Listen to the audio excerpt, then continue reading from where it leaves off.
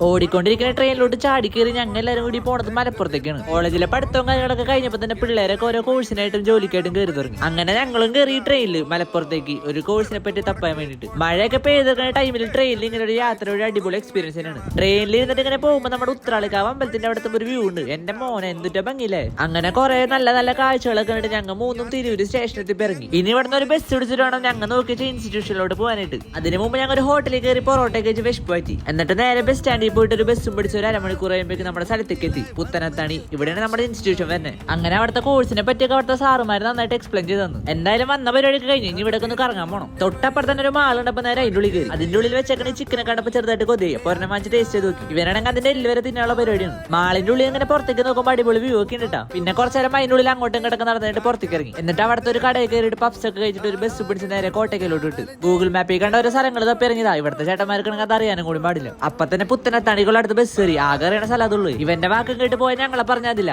അങ്ങനെ അവസാനം ഞങ്ങൾ ആദ്യം നിന്ന് ആ മാളിലോട്ട് തന്നെ എത്തി. ഞങ്ങളുടെ ഇപ്പോഴത്തെ അവസ്ഥ എന്ന് പറയുന്നത് ഇതാണ്. പിന്നെ വേറെ ഇങ്ങോട്ടും പോകാൻ നിന്നില്ല. അവിടെ നിന്ന് ഒരു ഐസ്ക്രീം നിന്ന് പുറത്തിറങ്ങി ഒരു ബസ്സും പിടിച്ച് നേരെ തിരുക്കൂട്ട്. അവിടേക്ക് എത്തിയപ്പോ തന്നെ ചായയും കടിയൊക്കെ തിന്നിട്ട് നേരെ മാർക്കറ്റിലോട്ട് ഇറങ്ങി. പിന്നെ അവിടെ നിന്ന് ഒരു മഞ്ഞ കളറുള്ള ഫോൺ കവറും വാങ്ങിയിട്ട് നേരെ ട്രെയിനിലോട്ട് ഓടിക്കറി. ട്രെയിനിലെ മോളിത്തെ സീറ്റിൽ നോക്കിയപ്പോ ഒരു ഗ്യാപ്പ് ഉണ്ട്. അപ്പൊ നേരെ വലിഞ്ഞ് ട്രെയിന് മുകളിൽ കയറിയിരുന്നു. അങ്ങനെ കുറെ നേരം കഴിഞ്ഞപ്പോഴേക്കും ചാലക്കുടി എത്തി. അപ്പൊ ശരി എന്നാ ബൈ.